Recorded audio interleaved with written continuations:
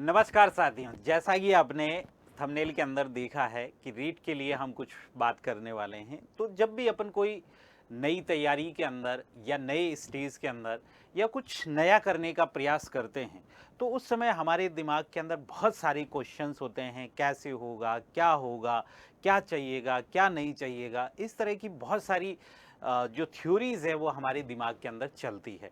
तो रीट के जो स्टूडेंट हैं हमारे, जो आने वाली रीट के अंदर एपियर होंगे, वो कौन एपियर होंगे, उनके लिए क्या सिलेबस रहेगा, उनके लिए क्या टाइमिंग होना चाहिए, क्या क्या डाउट्स उनके हो सकते हैं, उन सभी क्वेश्चंस पे अपन बात करेंगे।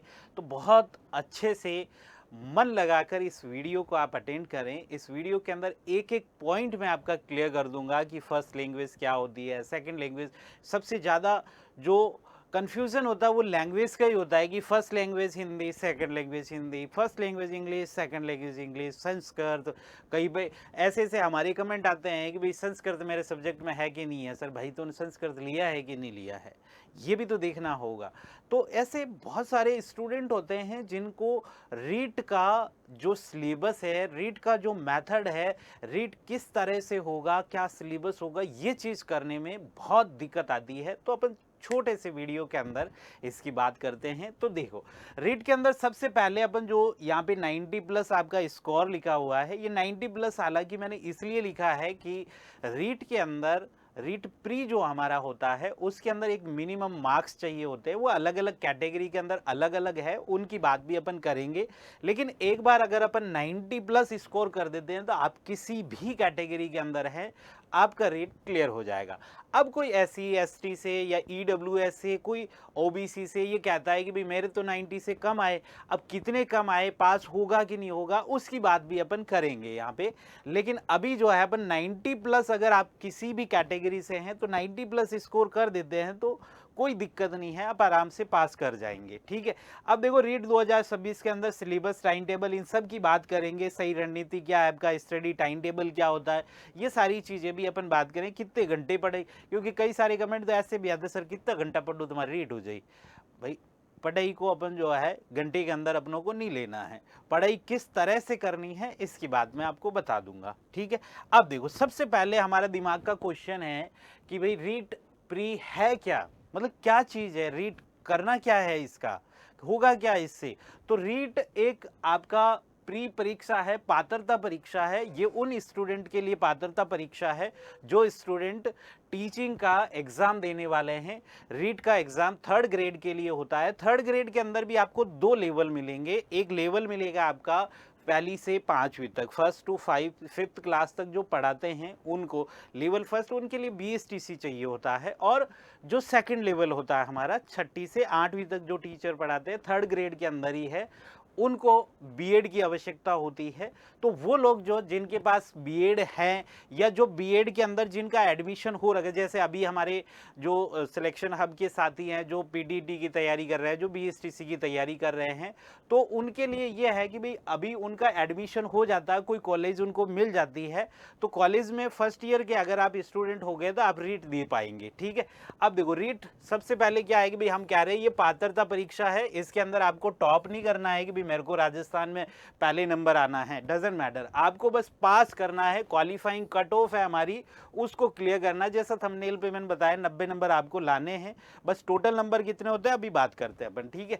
तो ये सारी चीज जो है इसके अंदर आ जाती है। इसके लिए आपको यहाँ पे दबाव नहीं लेना है, भाई तनाव नहीं लेना किसी तरह का कि मेरे को मेरिट में आना था, मेरे को राजस्थान में फर्स्ट आना था, ये वो इस तरह की बात आपको नहीं करनी है। केवल क्वालिफाइंग जो मार्क्स है आपके, उसको टारगेट करना है। फिर मेंस के लिए योग्य बन जाओगे आप। अगर रीड कर लिया तो आप जो थर्ड ग्रेड की वैकेंसी आएगी हमारी कर्मचारी चयन बोर्ड से, उसके लिए आप क्या हो जाएंगे, योग्य हो जाएंगे। ठीक है। तो नो नेगेटिव मार्किंग है इसके अंदर, खुलकर आप जो है क्वेश्चंस अटेंड कर पाएंगे इसके अंदर।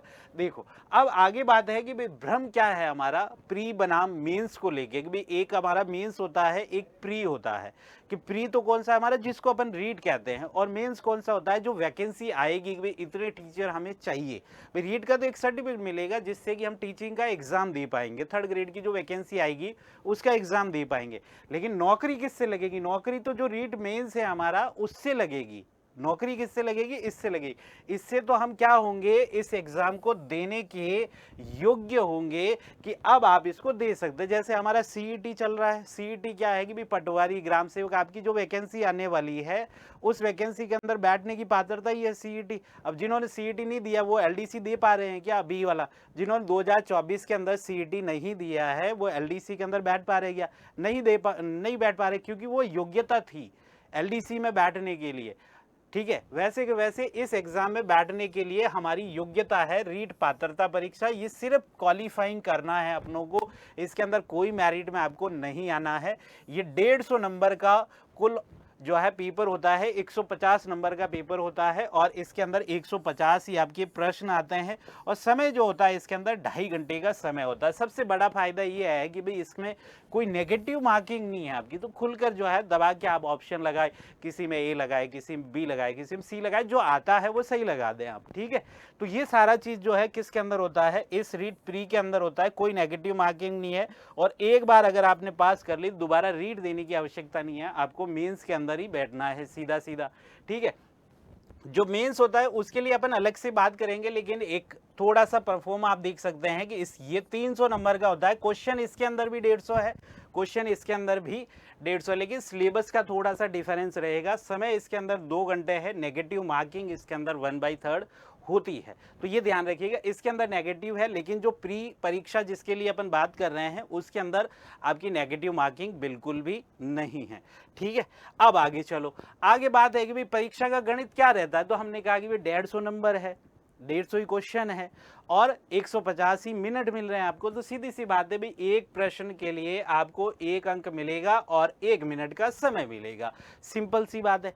अब आगे चलो, आगे क्या है, आगे हम देख पा रहे हैं कि भाई जो हमने बात करी कि 90+ स्कोर लाना है। अब 90+ स्कोर सभी कैटेगरी के अंदर, किसी भी कैटेगरी के अंदर है, अगर वो 90 नंबर लेके आ गया तो आपका काम हो गया। लेकिन अगर कोई कह दे कि मेरे तो जो है 90 आए, 89 ही आए, कोई कह दे मेरे तो जो है 83 नंबर आए, मैं पास होऊंगा कि नहीं होऊंगा, तो हम पूछेंगे तेरी कैटेगरी कौन सी है, वो कहेगा मेरी ओबीसी है। ठीक है, तो इसी तरह से ये अलग अलग कैटेगरी वाइज हमारे पास नंबर है कि भाई आपका लक्ष्य, आपका क्वालिफाइंग हर्डल होना चाहिए क्या, टारगेट मार्क्स। हालांकि मार्क्स तो देखो अपनों को उस हिसाब से नहीं चलना है कि मेरे को जो है क्वालिफाइंग ही लाने हैं, हमें टारगेट तो 120+ का ही रखना है। लेकिन एक थॉट हमारे दिमाग में होना चाहिए कि भाई बहुत ज़्यादा सीरीज जो है, हमें बहुत ज़्यादा लोड नहीं लेना है, इजी वे के अंदर पढ़ाई करनी है आपको। और अगर आप जनरल कैटेगरी से आते हैं तो 60% मार्क्स आपको लाने हैं। 60% मार्क्स होते हैं आपके 90 नंबर, 150 में से 90 मार्क्स आपको लाने हैं। ठीक है, अगर आप एससी से हैं या ओबीसी से हैं या एमबीसी या ईडब्ल्यूएस से है तो 55% आपको लाने हैं। जो नंबर होते हैं आपके 82.5 नंबर होता है, 82.5 अंक अगर आप ले आते हैं 150 में से तो इजी वे के अंदर रीट में पात्र हो जाएंगे। उसके बाद देखिए, अगर अपन शहरिया या मतलब जो टीएसपी क्षेत्र है, हमारा टीएसपी जोन जो है, उससे अगर अपन रिलेट कर रहे हैं तो आपको केवल और केवल कितने लाने हैं, 54 लाने हैं। 54 अंक अगर अपन ले आते हैं तो हमारा जो रीट है वो प्री पात्र हो जाएंगे हम मेंस के लिए। अब ये क्लियर करना इसलिए जरूरी हो जाता है क्योंकि उसके लिए तो हमें समय मिल जाता है, लेकिन ये जैसे मान लो अभी 1 महीने 2 महीने बाद ही आ गई आपका कॉलेज में जैसे ही एडमिशन होगा, जो अभी हमारे स्टूडेंट तैयारी कर रहे हैं, जैसे ही उनका एडमिशन होगा और रीट आ गई, अब आप क्या करोगे, अब आप क्या करोगे, तो उस समय हमें इस तरह की चीज करनी पड़ेगी कि भाई जल्दी से जल्दी अपन इसको कैसे पार करें। ठीक है, बाकी मेंस के लिए तो अपनों को टाइम मिलेगा। अच्छा, अब एक क्वेश्चन ये भी बन जाता है कि सर मैं फर्स्ट ईयर में हूं और मैंने एग्जाम तो दे दिया, लेकिन मेंस क्या मैं दे पाऊंगी कि नहीं दे पाऊंगी, या दे पाऊंगा कि नहीं दे पाऊंगा। तो उसके लिए एक बात आपको देखनी पड़ेगी कि भाई जैसे आपने फर्स्ट ईयर के अंदर एग्जाम दे दिया है और जो मेंस का एग्जाम होने वाला है, वैकेंसी जो आने वाली है, उसकी एग्जाम डेट से पहले आपका फाइनल रिजल्ट आ जाना चाहिए, बीएड का चाहे बीएसटीसी का, तभी आप उस एग्जाम के अंदर पहुंच पाएंगे, चाहे भले ही आपका रेट क्लियर हो। तो इसको गोला कर लेना आप अच्छे से। हालांकि ऐसा होगा नहीं, आपको इजी वे के अंदर वहां पे एंट्री मिलेगी। ठीक है, अब देखो उस थोड़ी सी बात अपन वेटेज की बात कर लेते हैं कि इसके अंदर प्री के अंदर जो हमारा सिलेबस रहता है क्या वेटेज रहता है। तो मेनली इसके अंदर 2 तो लैंग्वेज होती है आपकी, 2 तो क्या होती है, लैंग्वेज होती है, और एक हमारा शिक्षा का जो बाल विकास का शिक्षा शास्त्र है वो रहता है हमारा। तो देखो इसको अगर 100% के हिसाब से अपन बात करेंगे तो 20% का आपका क्या है, बाल विकास और शिक्षा शास्त्र है। 20% के अंदर एक आपकी लैंग्वेज फर्स्ट आती है और 20% के अंदर लैंग्वेज सेकंड आती है और 40% आपका सब्जेक्ट होगा। अगर आप विज्ञान और गणित से हैं तो 60 नंबर का हो जाएगा, अगर एसएसटी से है तो वो एसएसटी हो जाएगा, आपका जो भी सब्जेक्ट है वो हो जाएगा यहाँ पे। तो हम बात कर रहे हैं विज्ञान और गणित की बात करें, 60 नंबर 40% इसके अंदर होता है। अब यहाँ पे देखो 20% ये यानी कि 30 नंबर का आएगा आपका पेडागोजी, 30 नंबर का आपके क्या आ जाएगा, एक भाषा फर्स्ट आ जाएगी जिसके अंदर हिंदी, इंग्लिश या संस्कृत इनमें से कोई भी ले सकते हो और सेकंड लैंग्वेज के अंदर भी ये सेम ही लैंग्वेज होगी जिनमें से कोई भी एक आप ले सकते हो। ठीक है, ये होता है आपका वेटेज। ठीक है भाई, अब गणित और विज्ञान के जो 60 क्वेश्चन आएंगे ना उनके साथ साथ कुछ कुछ पेडागोजी और भाषाओं का वेटेज भी यहाँ पे होगा। ठीक है, तो ये टोटल जो है 60 और 90 टोटल कितना हो जाता है, 150 नंबर हो जाते हैं। इन्हीं 150 नंबर की अपन ने बात करी है भाई, इन्हीं में से 90 प्लस स्कोर अपनों को करना है और इजी वे के अंदर आ जाता है, ज्यादा डरने की आवश्यकता है नहीं वैसे। अब देखो विज्ञान के पाठ्यक्रम की अपन बात करें तो विज्ञान के अंदर वैसे हमारे सिलेक्शन हब पे रीड की पूरी सीरीज चलने वाली है फ्री ऑफ कॉस्ट। आप आराम से क्लासे लीजिएगा और इसके अंदर जितना जो भी कंटेंट अपन देने वाले हैं पूरा एनसीईआरटी कंटेंट होगा आपका, पूरा एनसीईआरटी कंटेंट होगा। तो कोई दिक्कत नहीं है कि भाई 6ठी से 10वीं तक की जो भी किताबें हैं उन सारी किताबों को मैं आपको बहुत अच्छे से पढ़ाने वाला हूं अपने YouTube पर। तो बेफिक्र होके आप जुड़े रहिएगा सिलेक्शन हब के साथ और इसकी टेस्ट सीरीज भी अपन लाएंगे, ऐप में भी जो है बहुत सारा फ्री कंटेंट आपके लिए अवेलेबल करवाएंगे, तो आप जुड़े रहिएगा यहाँ पे। चलिए, तो इसके पाठ्यक्रम की बात करें तो देखो विज्ञान के पाठ्यक्रम के 30 अंक के अंदर आपके क्या रहेगा, बायोलॉजी का पार्ट रहेगा। जैसे जीव विज्ञान है तो इसके अंदर सूक्ष्म जीव होता है, बैक्टीरिया, वायरस, फंगस वगैरह हो जाएगा। ये मानव शरीर से रिलेटेड बीमारियां वगैरह ये हो जाएगा। पौधे और जंतु कोशिका रिप्रोडक्शन से रिलेटेड कुछ चीजें हो जाएगी। फिजिक्स के अंदर आप देखोगे तो बल और गति वाला जो मैकेनिक्स के अंदर आता है, ऊष्मा वाला जो चैप्टर हो जाएगा, प्रकाश है, ध्वनि है, ये हो जाएगा।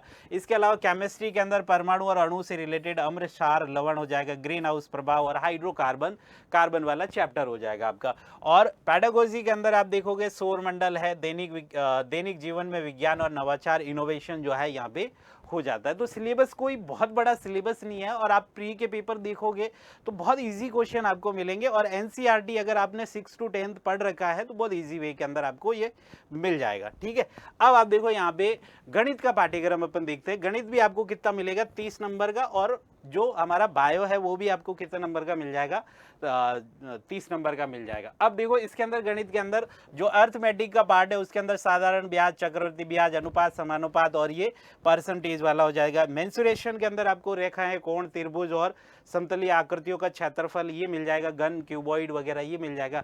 अलजेब्रा के अंदर आपको जो है घातांक के नियम मिल जाएंगे, बीजगणितीय गुणनखंड मिल जाएंगे, फैक्टर्स ये हो गए आपके, और सरल एक घातीय समीकरण मिल जाएगा इसके अंदर। ठीक है, और स्टैटिक्स के अंदर भी आपको ग्राफ वगैरह ये सारी चीजें भी इसके अंदर आपको मिलेगी। तो ये एक तरह से आपके गणित का सिलेबस है और इससे पहले अपन ने साइंस का सिलेबस देखा है। ठीक है, अब देखो इसके अंदर क्या रहता है कि फाइनली जो है एक छात्र की दिनचर्या क्या होनी चाहिए। अब देखो छात्र की बात जब अपन करते हैं तो छात्र ये सोचता है कि मैं 15 घंटे, 16 घंटे, 18 घंटे पढ़ूं। भाई कोई जरूरत नहीं है, 18 घंटे पढ़ने की कोई जरूरत नहीं है। अगर आप सोचते हैं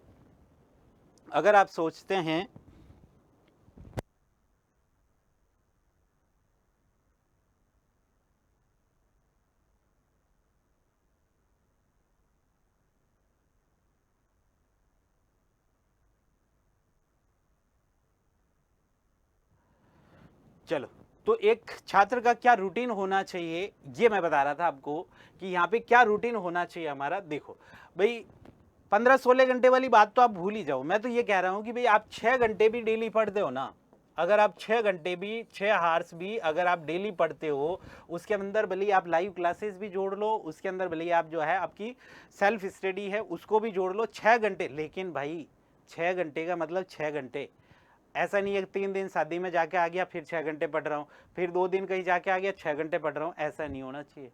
एक दिन भी ऐसा नहीं हो कि 6 घंटे आपकी पढ़ाई नहीं हुई हो। ठीक है, एक दिन भी ऐसा नहीं होना चाहिए। तो यहाँ पे सबसे पहले देखो, यहाँ पे प्लान ये है कि वैसे तो टाइम टेबल आप अपने आप से सेट कर सकते हैं कि भाई मैं सुबह 4 बजे उठता हूँ या कोई 5 बजे उठता है, कोई लेट नाइट पढ़ता है। जैसे मेरे साथ पहले जो जब मैं ऑफलाइन में पढ़ाता था तो उस टाइम मेरे साथ कुछ स्टूडेंट भी रहते थे, तो वो उनकी रात को पढ़ने की आदत थी। वो रात को 10 बजे तो पढ़ने बैठते थे, सुबह 4 बजे 5 बजे तक पढ़ते थे, और सुबह 10 बजे हमारा कोचिंग होता था। वो 4-5 बजे सोते थे, 9 बजे उठ के स्नान करके कोचिंग चले जाते थे।